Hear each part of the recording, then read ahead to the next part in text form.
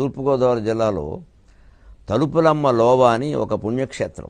లోవ అంట. ఆ చుట్టుపక్కల వాళ్ళందరూ ఎలా ఉంటారంటే, మగాడైతే లోవరాజు లేదా లోవరెడ్డి, శాస్త్రి అయితే లోవశాస్త్రం కూడా పెడతారు, లోవశర్మ.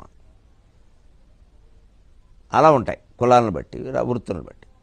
ఆడవాళ్ళు చాలామందరికి లోవమ్మ, లోవరాణి, లోవదేవి, తలుపులమ్మ. మగాళ్ళు కూడా తలుపులయ్య.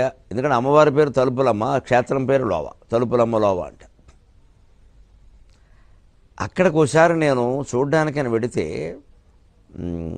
ఈ కార్లు నెంబర్ ప్లేట్లు అలా చెట్లకు కట్టున్నాయండి. అక్కడ ఆ నెంబర్ ప్లేట్ ఆ చెట్టుకు కట్టి 3-4 రోజులు అలా వదిలేస్తారు.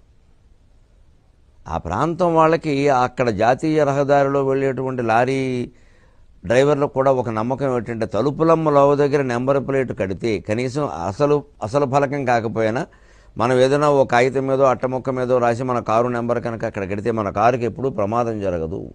నేను చూస్తే అక్కడ ఈ అంకెలు వేసినటువంటి ఫలకాలు అలాగ అట్టముక్కల్లో కొన్ని, రేకుల మీద కొన్ని రాసి, కొన్ని అసలు సహజంగా అక్కడ ఉండే బల్లే 2-3 రోజులు ఇక్కడ పెట్టడం ఫలకం చూస్తే ఆశ్చర్యపోయాడు. అమ్మా, ఎంతమందిలో ఎంత విశ్వాసాన్ని కలిగిస్తున్నావమ్మా తలుపులమ్మ తల్లి అని వారు ఆ కార్యకర్తలు ఎవరో ధర్మకర్తలు వాళ్ళు వచ్చి, మా అమ్మవారికి సుప్రభాతం రాయండి, మీరు మంచి పండితుడు కదా అని ఒక 20 ఏళ్ల క్రితం అడిగితే, తలుపు తీయుమమ్మ తలుపులమ్మ అనే మొకటంతో 10 పద్యాలు రాసిచ్చాను వారికి. తలుపు తీయుమమ్మ తలుపులమ్మ, కార్లు వాహనములు కాపాడగలవని కొత్త బండ్లు చేరు కొండ నిండా, కార్లు వాహనములు కాపాడగలవని క్రొత్త బండ్లు చేరే కొండ నిండా, రేకులెల్ల కీర్తి రేఖలై వెలుగొందు తలుపు తీయుమమ్మ తలుపులమ్మ అని నా యథాశక్తి నేను అమ్మవారిని ప్రార్థించాను. ఆ అమ్మవారు వారిని ఎవరిని ఏం కరుణించిందో నాకు తెలియదు, కానీ ఈ పద్యాలు రాశాక నన్ను చాలా కరుణించింది.